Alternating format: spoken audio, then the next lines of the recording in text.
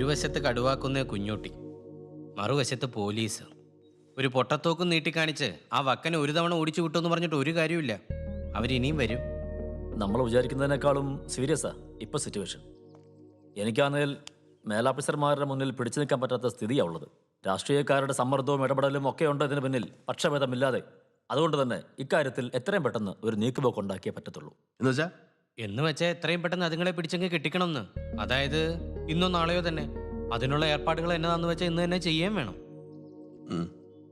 അതിനിപ്പോ യവൻ ധ്യാന കേന്ദ്രത്തിൽ പോയി ദൈവവിളി കിട്ടിയാലല്ലേ ഉണ്ടാക്കത്തുള്ളൂ. യവന്റെ അപ്പൻ ഇങ്ങനെ നാടാകെ വലവിരിച്ചിരിക്കുമ്പം ഇതൊക്കെ നടക്കുന്ന കാര്യമാണ്. ശരിക്കും പറഞ്ഞാൽ രജിസ്റ്റർ കച്ചേരി ചെന്ന് ഒരു കല്യാണം അങ്ങോട്ട് രജിസ്റ്റർ ചെയ്താൽ തീരാവുന്ന കാര്യമേ ഉള്ളത്. പക്ഷെ പറഞ്ഞാൽ മനസ്സിലാവണ്ടായോ? എനിക്ക് മടുത്തു. എല്ലാം കൂടി ഇട്ടെറിഞ്ഞാൻ വെച്ച് എവിടെയെങ്കിലും പോയാലോ എന്ന് ആലോചിക്കുക ഞാൻ. പെട്ടെന്നുണ്ടായ ദേഷ്യത്തിന് അതും ഇതൊക്കെ വിളിച്ചു പറയാതെ സണ്ണി. അപ്പം നിന്റെ പ്രോസിക്യൂട്ടർ ത്വത്തിന്റെ കാര്യമോ? അതിന്റെ വലിയൊരു ആശയില്ലയോ?